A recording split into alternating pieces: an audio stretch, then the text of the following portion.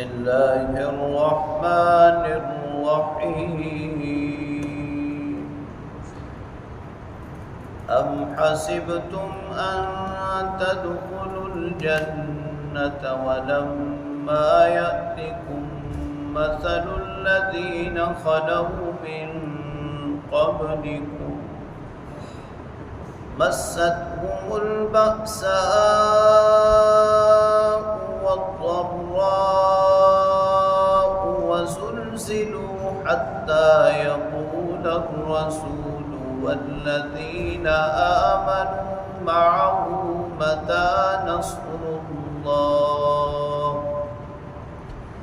ألا إن نصر الله قريب صدق الله وصدق رسوله النبي الكريم۔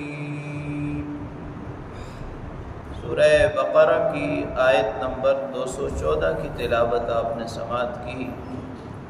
ترجمہ سماعت فرمائیں۔ ام حسبتم ان تدخلوا الجنہ، کیا تم یہ گمان کرتے ہو کہ تم جنت میں داخل ہو جاؤ گے؟ وَلَمَّا يَأْتِكُمْ مَثَلُ الَّذِينَ خَلَوْا مِنْ قَبْلِكُمْ، حالانکہ تمہیں ابھی وہ حالات پیش نہیں آئے جو تم سے پہلے لوگوں کو پیش آئے۔ مَسَّتْهُمُ الْبَأْسَاءُ وَالضَّرَّاءُ، انہیں سختی اور تکلیف پہنچی۔ وَزُلْزِلُوا، اور خوب جھنجھوڑے گئے۔ حَتَّى يَقُولَ الرَّسُولُ وَالَّذِينَ آمَنُوا مَعَهُ، یہاں تک کہ رسول اور ایمان والے کہنے لگے مَتَى نَصْرُ اللَّهِ، اللہ کی مدد کب آئے گی؟ أَلَا إِنَّ نَصْرَ اللَّهِ قَرِيبٌ، بے شک اللہ کی مدد قریب ہے۔ مفسرین کرام نے اس آیت کریمہ کے شان نزول کے بارے میں دو موقف اختیار کیے ہیں۔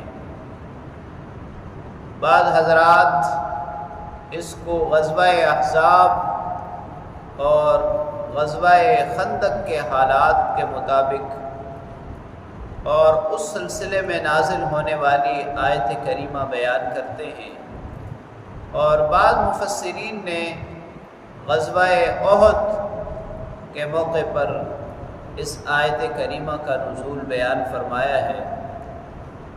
بہرحال دونوں موقعوں پر حالات ایک جیسے ہی تھے۔ غزوہ خندق موسم کی سختی بھی ہے، تنگ دستی بھی ہے، اور پھر چاروں طرف سے کافروں نے گھیرا ہوا ہے۔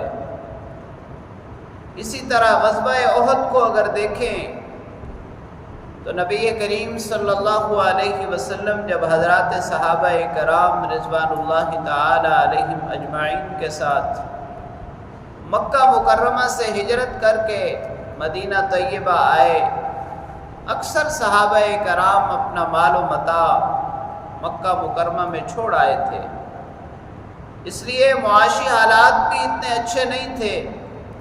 پھر مشرکین کی طرف سے سازشوں کا سامنا تھا اور یہود کی طرف سے منافقت کا سامنا تھا۔ تو ان تمام حالات میں اللہ کریم نے حضرات صحابہ کرام رضوان اللہ تعالی علیہم اجمعین کی تسلی اور تشفی کے لیے یہ آیات نازل فرمائیں کہ اہل ایمان کی آزمائش ان کے ایمان کا حصہ ہے۔ جیسے سورہ عنکبوت میں اللہ کریم نے فرمایا احسب الناس ان یترکوا ان یقولوا آمنا وهم لا یفتنون، کہ کیا لوگ یہ خیال کرتے ہیں کہ انہیں چھوڑ دیا جائے گا، انہیں آزمایا نہیں جائے گا؟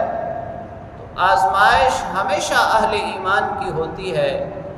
اللہ رب العالمین نے اپنے خلیل کو سب سے زیادہ آزمایا، اس لیے بطور تسلی اور تشفی کے یہ فرمایا کہ ابھی تو وہ حالات پیش ہی نہیں آئے جو تم سے پہلے لوگوں کو پیش آئے۔ یعنی اتنی سختی، تنگی اور تکلیفیں، اور اس حد تک جھنجھوڑا گیا کہ اہل ایمان اور رسول یہ کہنے لگے کہ مدد کب آئے گی۔